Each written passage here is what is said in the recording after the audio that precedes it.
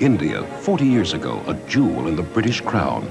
Torn apart by violence, brutality, and injustice. It's unforgettable drama, beginning December 16th, here on 13.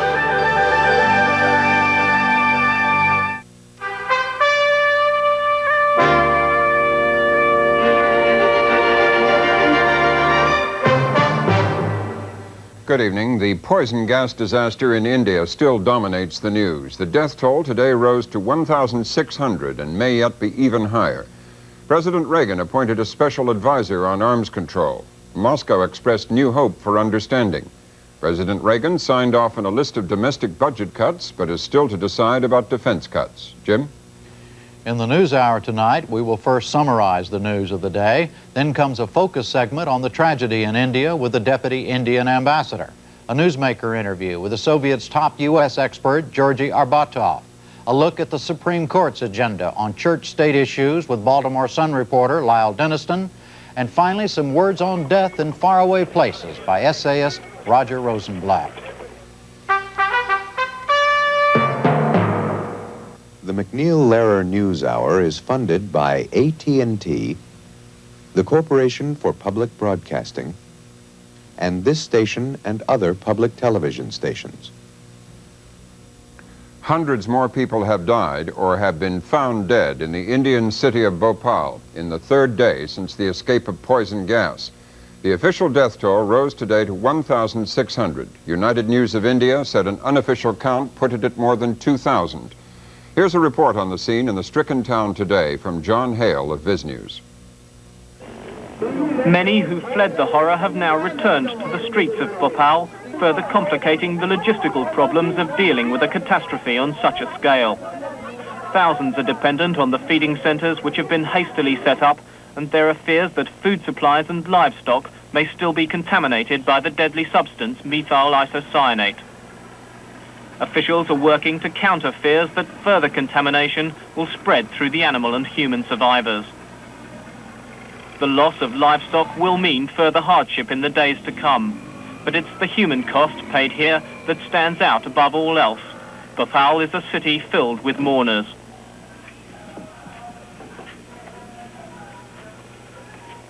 There can be few people who've not lost friends or relatives, and fewer still who are not affected by the general grief and shock.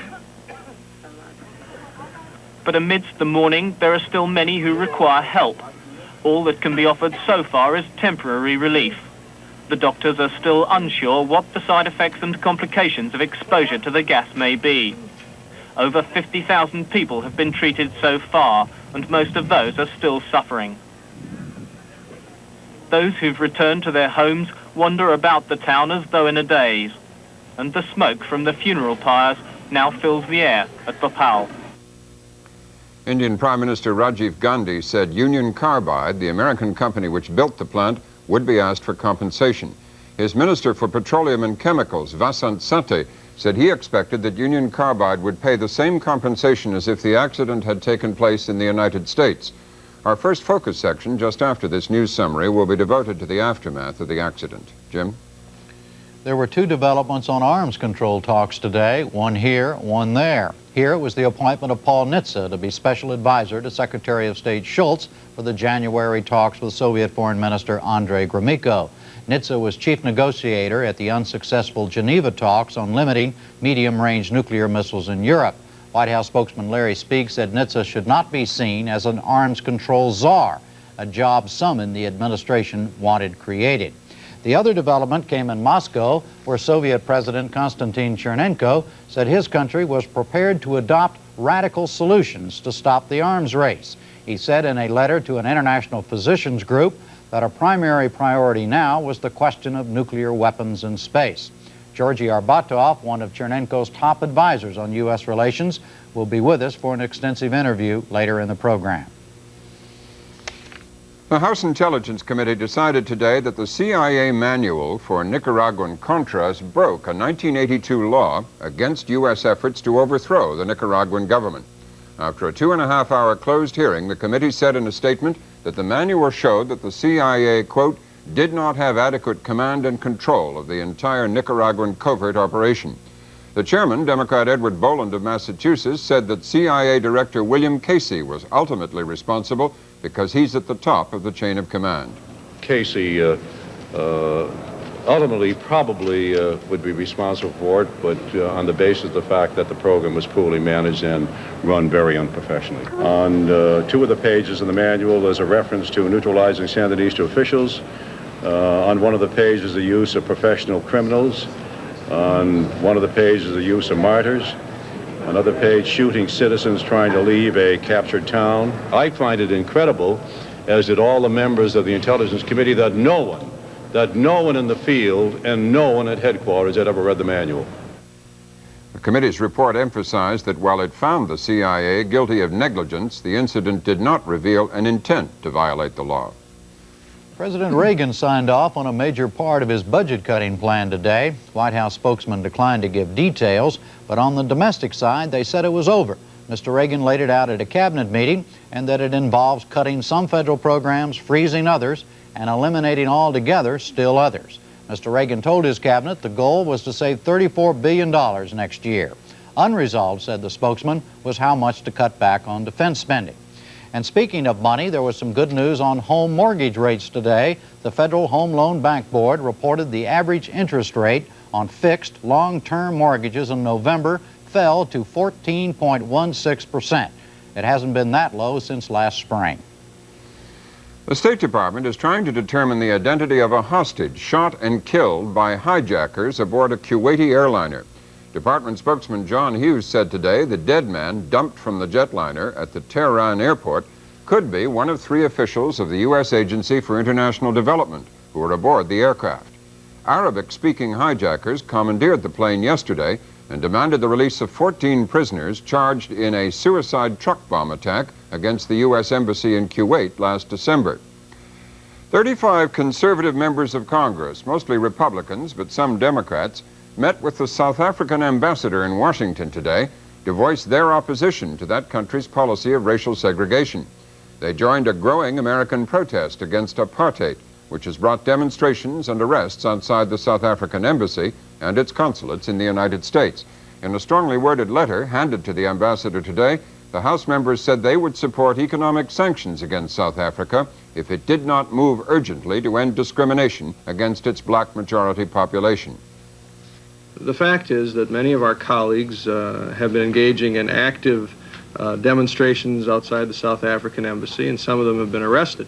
We wanted to send a very clear signal to all of the political forces in South Africa that if they believe that conservatives in this country are siding with them, if you will, in that dispute, they are wrong. And that conservative thought, at least as far as we reflect it, finds apartheid to be just as morally repugnant as liberals in this Congress do, and that they should take that into account when they consider the American political situation. The White House said today that 250 U.S. troops still stationed on the island of Grenada would stay there, probably until next spring. The statement followed an appeal from the island's newly elected Prime Minister, Herbert Blaise, that the Americans stay on duty until a police force there can be trained. The Reagan administration also increased its aid for famine victims in Ethiopia and other African nations. It released 300,000 metric tons of wheat from federal grain reserves and transferred $50 million from other foreign aid funds to increase food shipments to drought-stricken parts of Africa. In making the announcement today, President Reagan said still more aid was being considered. The additional requirements are under review, and if necessary, we will seek additional resources from the Congress. These actions are in addition to unprecedented American efforts which have been underway for many months. During the last fiscal year, we provided 500,000 tons of emergency food to Africa. This $170 million grant was more than in any previous year.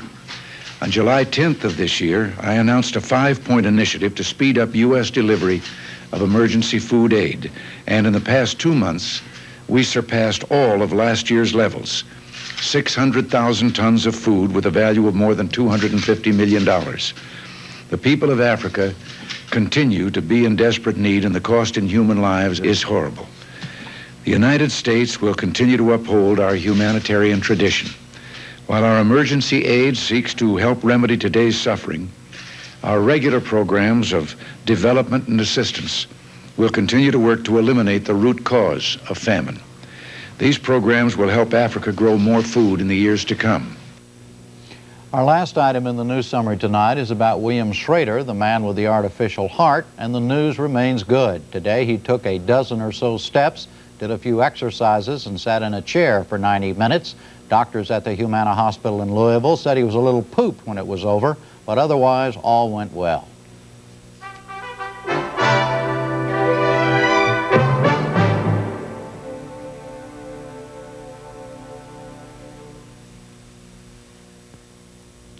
For our first focus segment tonight, we look at the aftermath of the poison gas incident in India, particularly at what the Indian government is doing and what it expects from the Union Carbide Company, which built the plant. To give us an Indian government perspective, we have the Deputy Chief of Mission at the Indian Embassy in Washington, Mr. Peter Sinai. Mr. Sinai, do you have any better, more up-to-date figure of what the death toll is in Bhopal? Well, the death toll, as we got this morning, was 683 dead in Bhopal and surrounding area. The surrounding cities accounting for 40. There were, however, out of the people in hospital, out of the 2,000 in hospital, many in serious condition.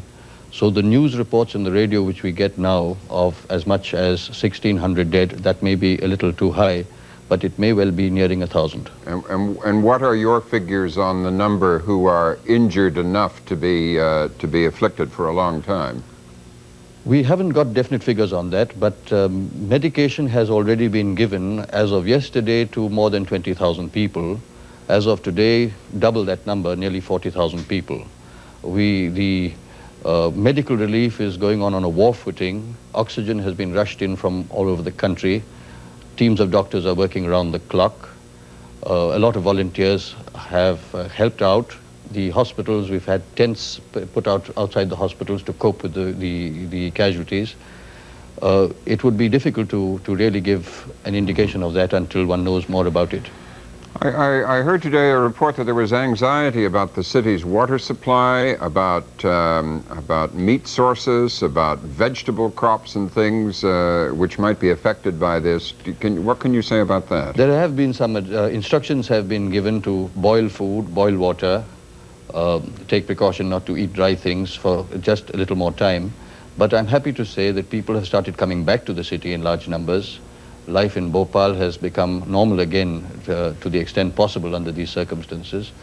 And we don't envisage that kind of contamination. Steps have been taken also. Environmental scientists have reached the spot to test the air at various points, to think in terms of putting out ammonia gas and other efforts to counteract any ill effects. But at the present area, the area is not in danger. From statements made by your Prime Minister and the Minister for Petroleum and Chemicals, it sounds as though your government holds the Union Carbide Company responsible. Is that the case? Well, legally, the Union Carbide Company in India, and we have a law very much like yours, it's not just a case of culpability on account of negligence, but if you bring a noxious item onto your premises and it escapes and does damage, there is an absolute liability. We've inherited the English common law like you have in this respect. So there is a certain liability. But what the Prime Minister has spoken about really is compensation to the victims, which he's already announced from the Prime Minister's Relief Fund of 4 million rupees. And what is that in dollars, 4 million rupees? Oh, that's $400,000 approximately, or $500,000. But this is just the main element of relief, apart from medical, is to look after the orphans and rehabilitate people who've been who've lost, who've been bereaved. Then the state government have also given relief. They've announced a 5,000 rupees, or it's relatively small amounts, but there's some relief of $500 that amounts to families of those who have died, and $1,000 to those, 1,000 rupees or $100 to those in hospital. This is an immediate relief to help them go on. But there's an investigation going on as to the cause of the accident, and there's a High Court judge has been appointed, and maybe as a result of the investigation one would be able to know where the blame was, what were the causes of it, and the question of compensation could then be looked at. Your Minister for Petroleum and Chemicals, Mr. Sate, said he expected Union Carbide would provide compensation as though this accident had occurred in this country, as on a U.S. scale. Given that the standard of living is very different in India, why would your government expect that? I think it would be up to the investigating authority to give a final answer on that. We do know that your own law provides, the American law provides, for companies to observe the same standards abroad as they do at home. The Union Carbide company has a 51% ownership in the Indian subsidiary, and it has therefore a control of it, though it doesn't have the control of management. I think it's for the judicial authorities to finally decide. I can't really comment on the minister's statement. I haven't got official version of the minister's statement. Some have suggested that perhaps Indian authorities at whichever government level bear some responsibility for permitting housing in such quantities so close to this plant. Do you have a comment on that? The plant itself is located 3 to 4 miles from Bhopal city, which is a populated area, 650,000 people. That itself is a question of, now it has raised questions, and the Prime Minister has made a statement of review of the policy of the government in locating hazardous plants near residential areas. But around the plant, where what we call jhuggi jhompri dwellings, or small hutments of people engaged in construction work, and I think they were the main victims. They were right within the area, and they were the main victims. The gas leaked in the night, and they knew nothing about it until after they were affected. Were they there as a matter of policy, or were they just sort of squatters? They were virtually, many of them were unauthorized, I suppose. But this is not a colony for living, for servicing the plant in any sense of the word. They were doing some construction work on the side.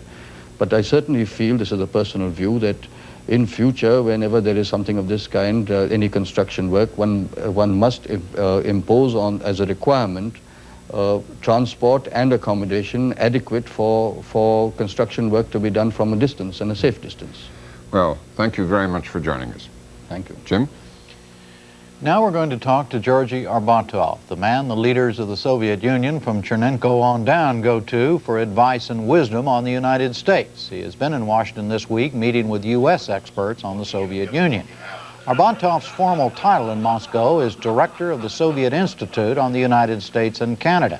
Since he created the Institute in 1967, he has been a key advisor to Soviet presidents and other members of the Politburo. He also writes speeches for them and speaks for them when he comes to the United States and other Western countries. Many consider him the major explainer of Soviet policy, in fact. His current trip coincides with preparations for next month's Schultz-Gromyko meeting in Geneva. Mr. Arbatov, today's letter from Mr. Chernenko. He says radical solutions might be all right to end the arms race. What does he mean, radical solutions? You know, the first thing I wanted to say, you almost gagged me with such titles as you have given me, that I am speaking for all the members of Politburo, and for Mr. Chernenko. It is difficult to speak in such situation. Well, I meant so to say please, I want you to take it as my opinion, which reflects, of course, Soviet policy, but it is my opinion on many points. I understand. And, well, answering your question, you know, it's not something new. It's not a piece of news that we propose radical solutions. I think American public must know that it is proposed for a long time. Well, define a radical solution in the Soviet context. Well, I would just list a few of our proposals. Freeze on all nuclear arsenals. We are ready to introduce it immediately. A denuclearized Europe, Europe without nuclear weapons of any kind. Well, serious reductions in all kinds of nuclear weapons. Mm-hmm. We have made some such things on our own, like no first use of nuclear weapons. Mm-hmm. We propose to make, to conclude an agreement between Warsaw Pact countries and NATO countries on no use of force. And there are a lot of others. And of course about Star Wars, to forego any arms race in outer space, what becomes now very important. So he's not talking about anything new. He's just talking about things that are already on the table. Is that one way or another? No, no.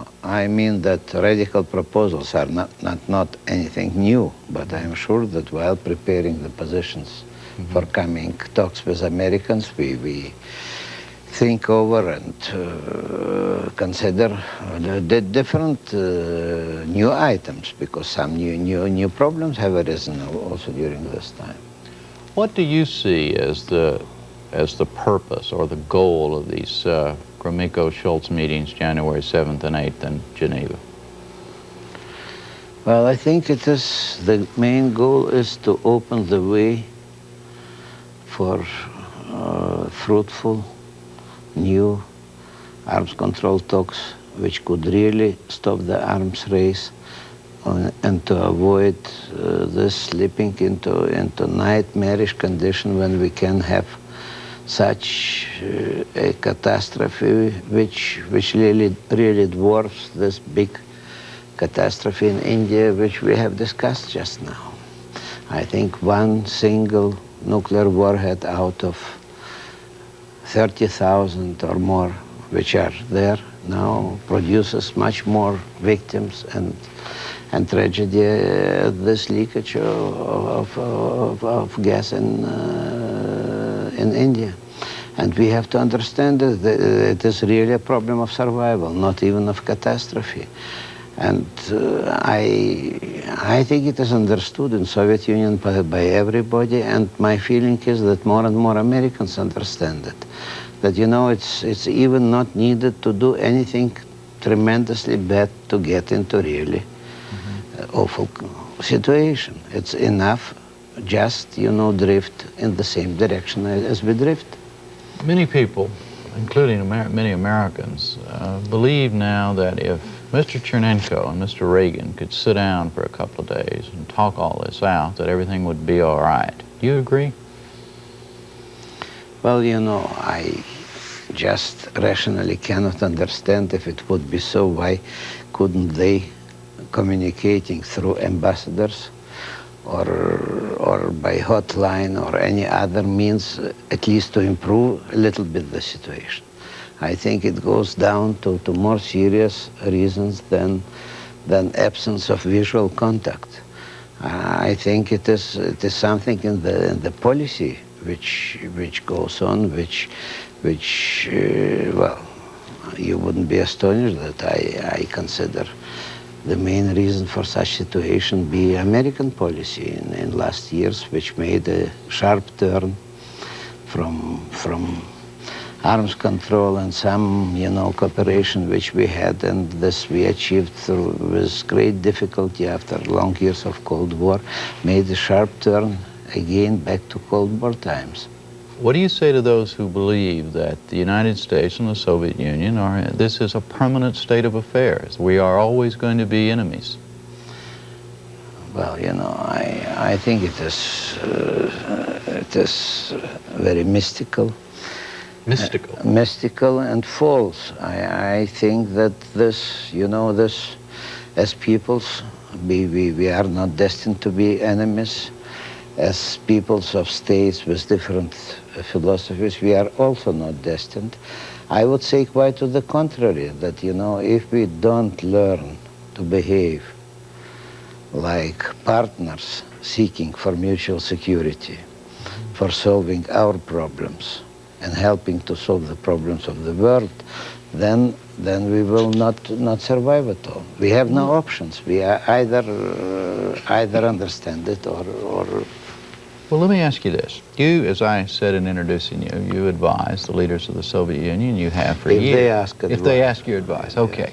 You tell them about you're the expert on the United States. What do you say to them when they say, hey, do the American people really want to destroy the Soviet Union? Do they really want to go to war with us? What do you say to them? Well, you know, our leaders are not so naive to ask such questions. They are sure that American people don't want to destroy Soviet Union because, well, the first thing, they are like any people, not so ill-willed and so bad.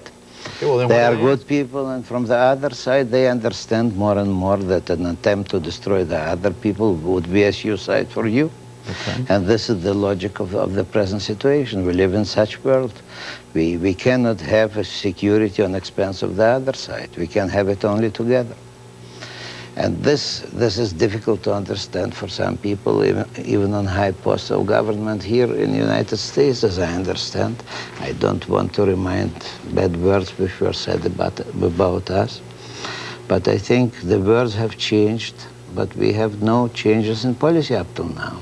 And I was told by many people here that, you know, President Reagan really wants to, now in his second term, thinks about his place in history. He does want to go into history as a peacemaker, etc. And I can well believe it. Have you not believed it up till now? No. Well, you know, when he said that we are an evil empire which should be thrown on the ash heap of history, I didn't believe it. Okay. But since he changed the tone, it became easier for me to believe it. But, you know, I'm not sure that he at the same time understands that if he wants to go into history as a peacemaker, he will have to change many things in American policy. Does Mr. Chernenko, what about Mr. Chernenko? Does he want to go into history as a peacemaker?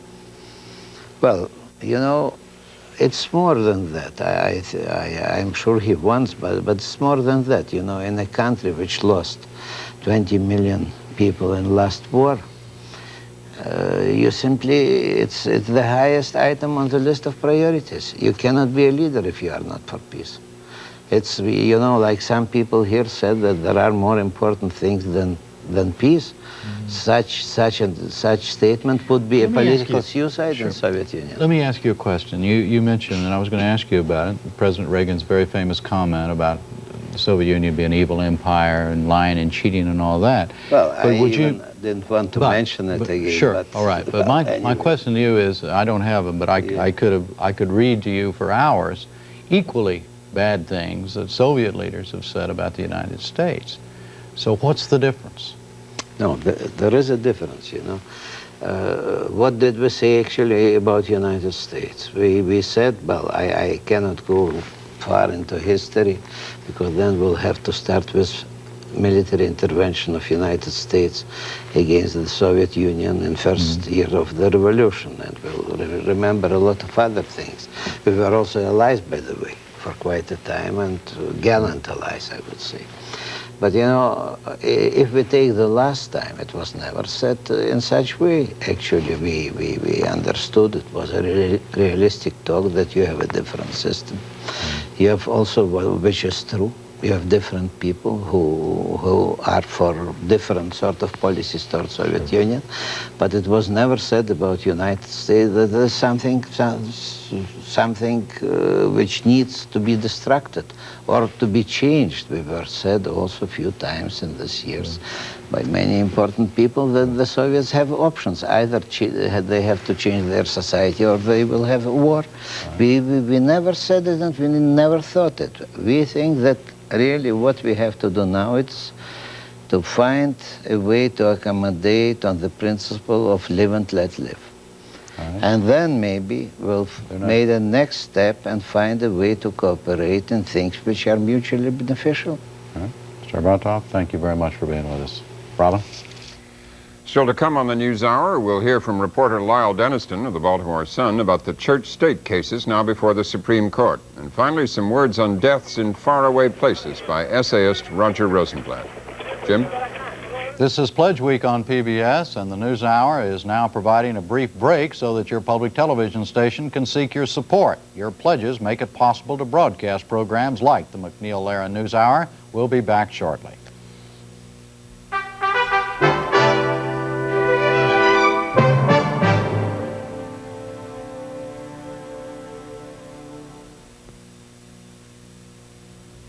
For stations not taking part in Pledge Week, we have a profile of one man who knows where to go for peace of mind in this world of tension and anxieties.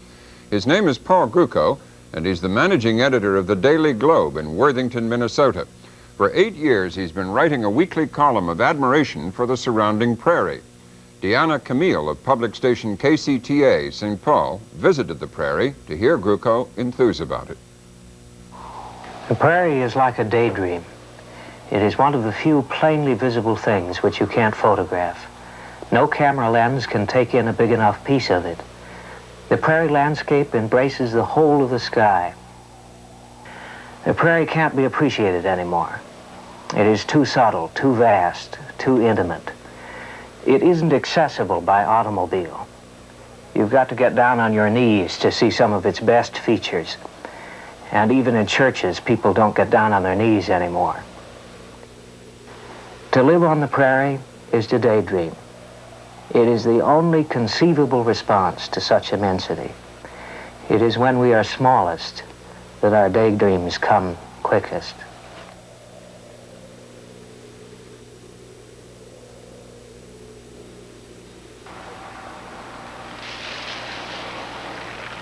Paul Gruco is a writer who lives in Adrian, a small town in southwestern Minnesota. He was raised on a prairie farm.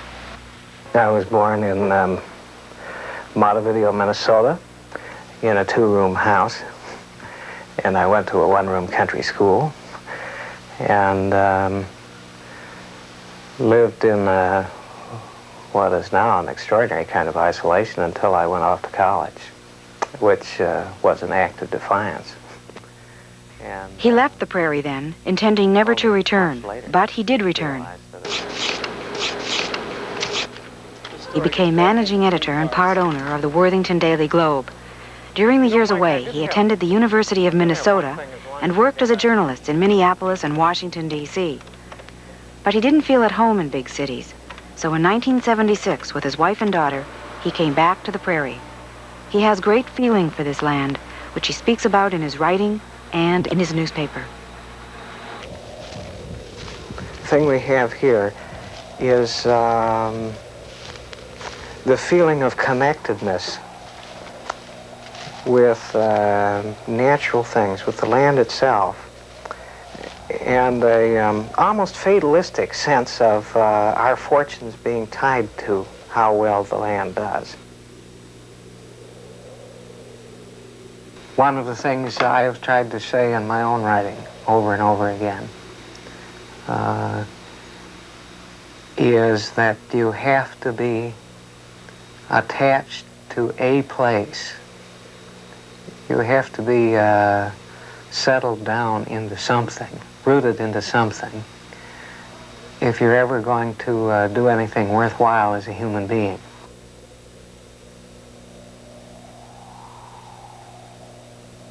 The Prairie Writers is a group of writers, including, I would hope, myself, have insisted that if we've got a problem with our national culture,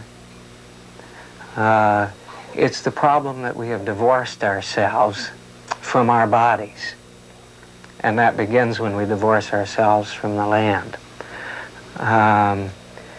We turn into people who are all head and very little heart. You can't be disconnected from a place and passionate about the world. You can't just float around in the atmosphere. You've got to be tied down somewhere. I feel tied down to this prairie. I wouldn't say that the way to become connected with the world again is to go to a prairie. The way to become connected with the world again is to find a place like my prairie, may be very different, and then to become attached to it. That's the thing that counts.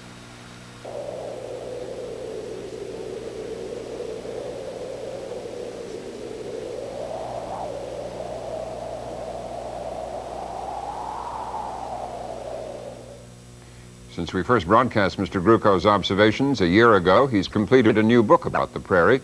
It'll be published in the spring under the title Journal of a Prairie Year.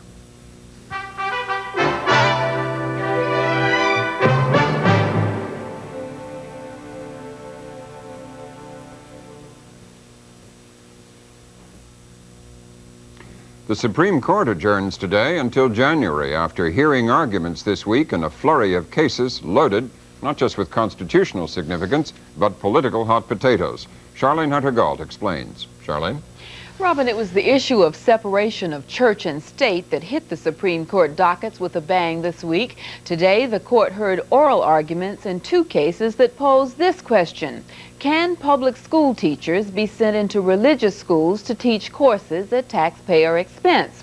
Then yesterday, the court heard arguments in an Alabama case challenging a state law that sets aside a minute of classroom time for silent student meditation. Some 23 states have similar moments of silence laws, and the court is being asked to clarify their legality.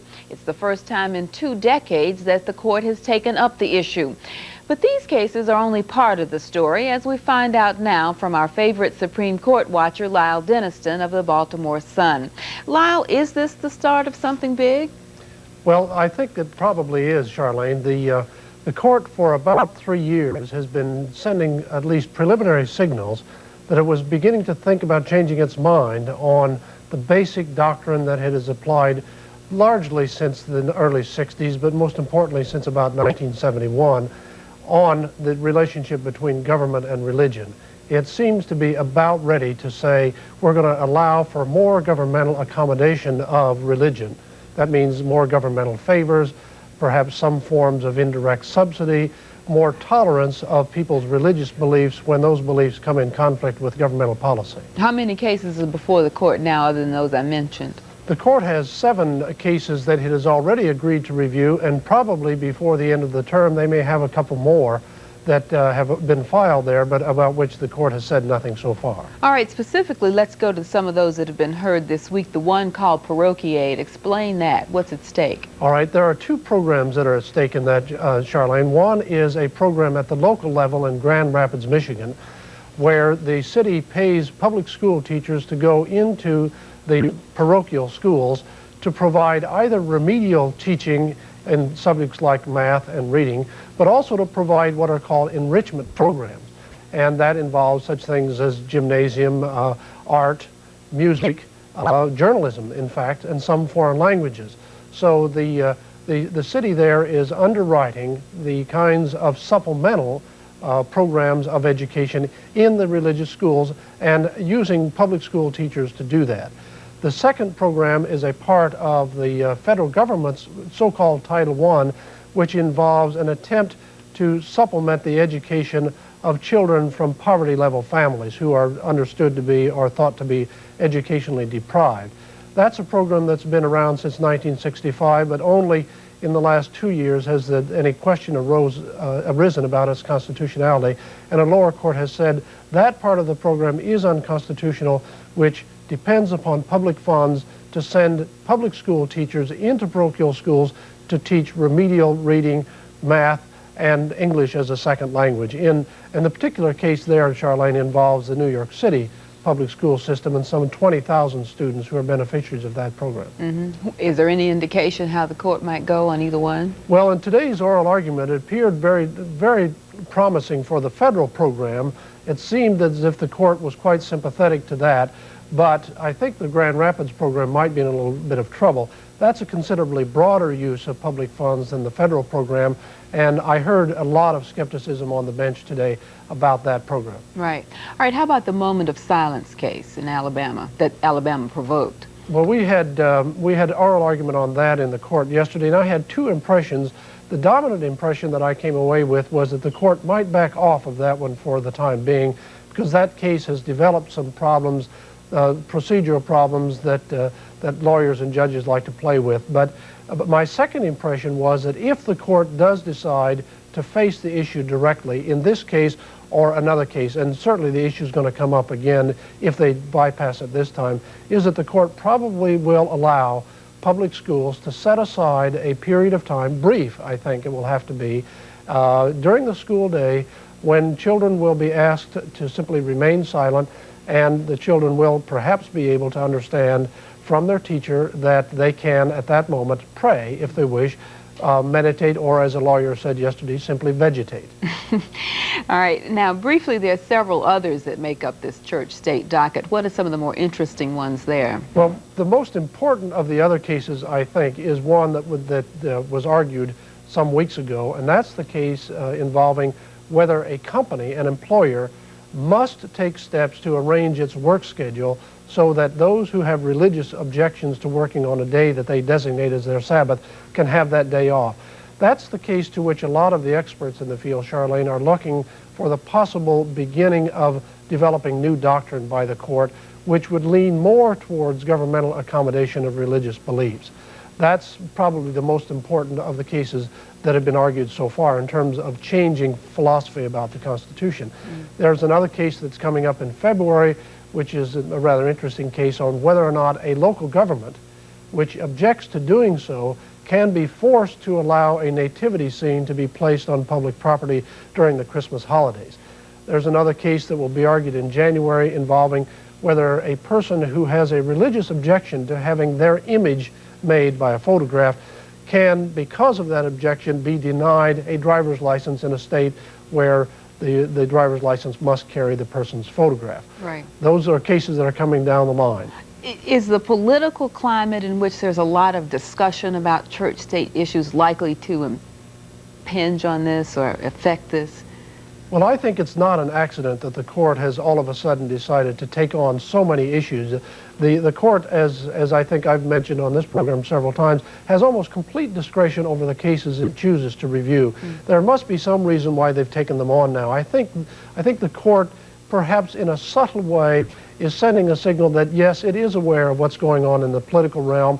It is aware that religion has become a dominant issue in our public policy discussions, and the court, I think, is saying it's about time that we got into this a little more fully ourselves and resolved some of the constitutional questions that linger. Well, is it, as we see in the society, a liberal conservative thing in the court? Are these issues liberal and conservative, or are they more complicated than that? I think when the voting comes down to a given case or issue, we have been discovering in the last couple of years that it works out along conservative, liberal, philosophical lines.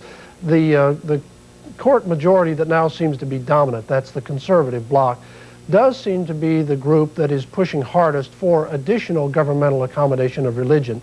So in that group you would have the Chief Justice and Justices O'Connor and Rehnquist and White and Powell.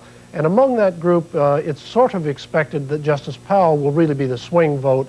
We are watching what he does on these cases because he was really the author of a lot of the more strict interpretations of the Constitution against religious accommodation, but he now seems to be changing. So it does break out along those lines. Okay, well, Al Denniston, thank you very much for being with us, and we'll watch for the decisions in the spring, I suppose. Thanks, Charlene. All right, Robin?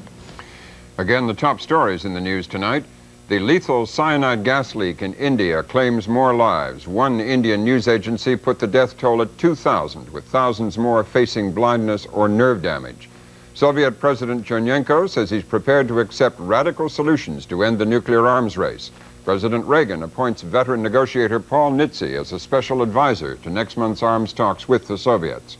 A House committee says the CIA's Nicaragua manual violated the law, but unintentionally.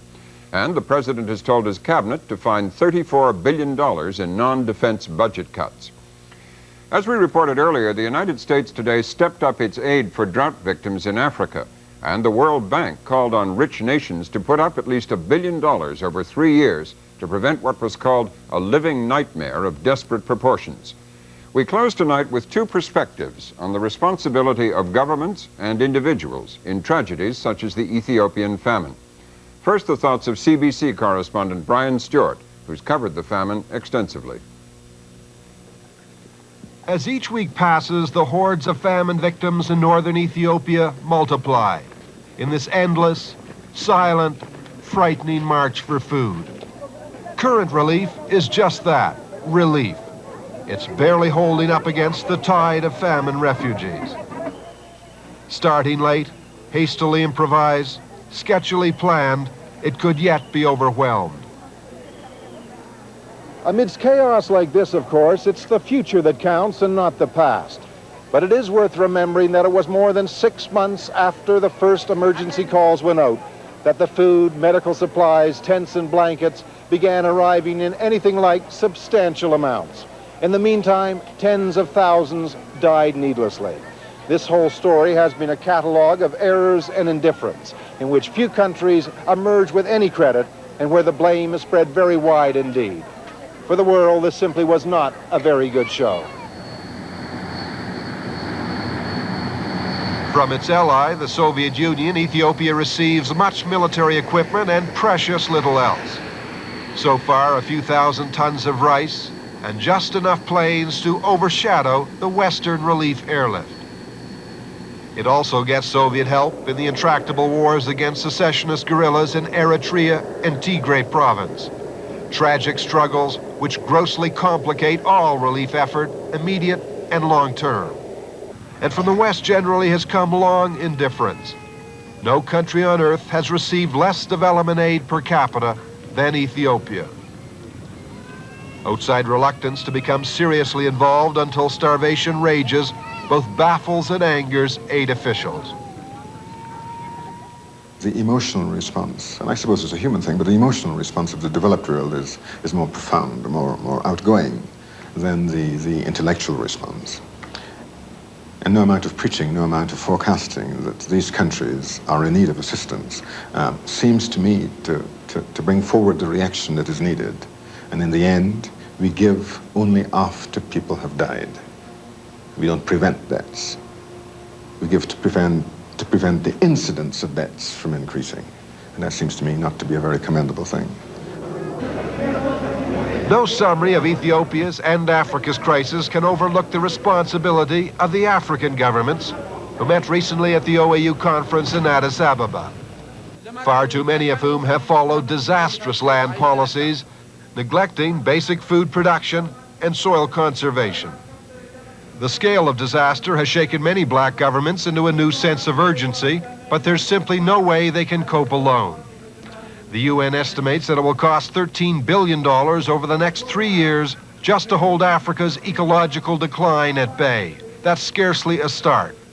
There are solutions, none easy or cheap.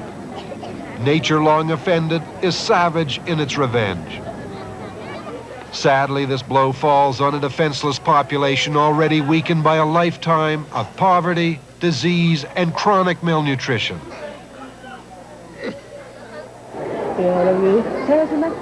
A great many are simply losing the will to live. With a long ordeal still ahead of them, they most urgently must be given reason to hope and to endure. Finally, an essay from Roger Rosenblatt, who often shares his words and thoughts with us as well as with the readers of Time magazine. His subject tonight is death, the death of strangers in places like Ethiopia. Any man's death diminishes me. Sounds excessive, does it not? John Donne expressed the thought 300 years ago in a television-deprived world where a person's death was signaled by a church bell. It tolls for thee, he said. Does it really? Logic would suggest that an individual's death would not diminish, but rather enhance everybody's life, since the more who die off, the more material there will be for those who remain. Before his conversion, Uncle Scrooge preferred to let the poor die and decrease the surplus population. Scrooge may not have had God on his side, but his math was impeccable. Is this merely a right thing to say then? A slice of holy claptrap cooked up for the Christmas season? Any man's death diminishes me. Any man's?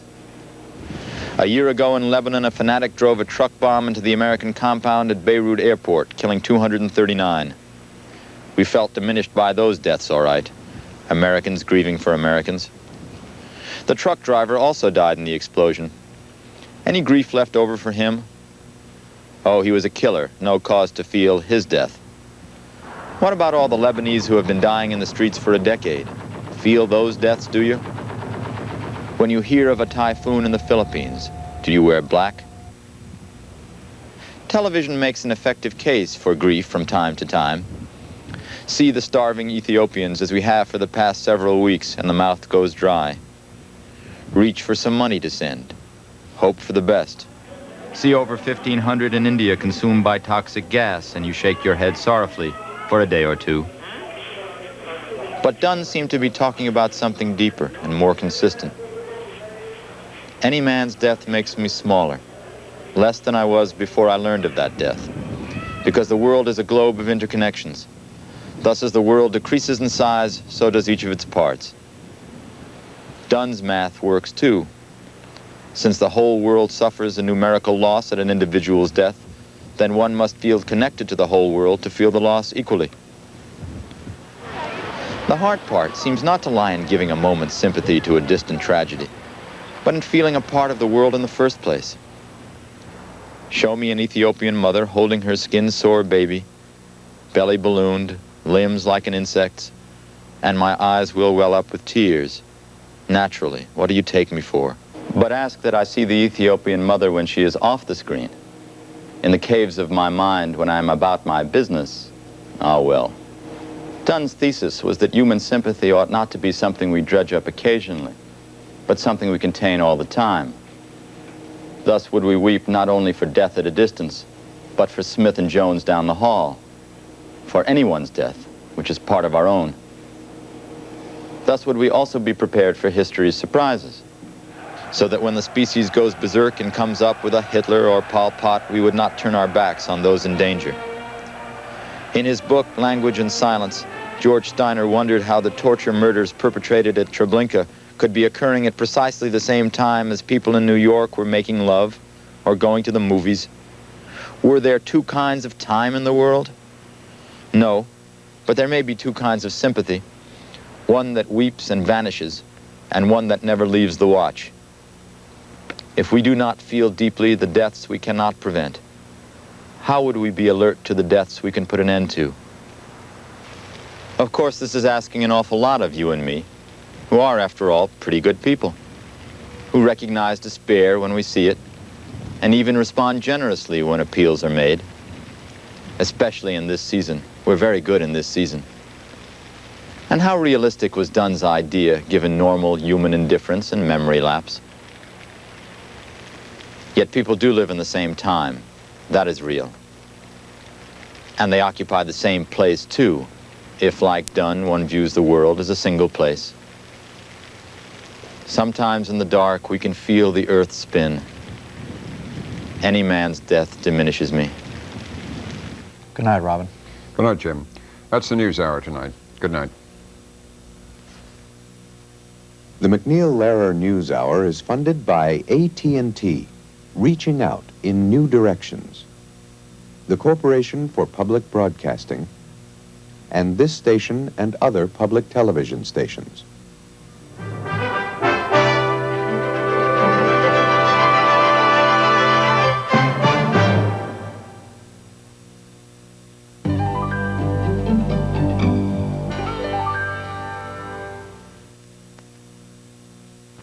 And this concludes our broadcast day on Channel 13, WNET, owned and operated by the Educational Broadcasting Corporation, assigned to Newark, New Jersey, and serving the tri-state metropolitan area. We are a non-profit, non-commercial television station broadcasting 7 days a week. Tonight's broadcast coordinator was Bob Evans, technical director David Kalmowitz. Until tomorrow morning at 7:30, when we begin the day with Working Women, from the staff of the Educational Broadcasting Corporation, this is Shep O'Neill. Good night.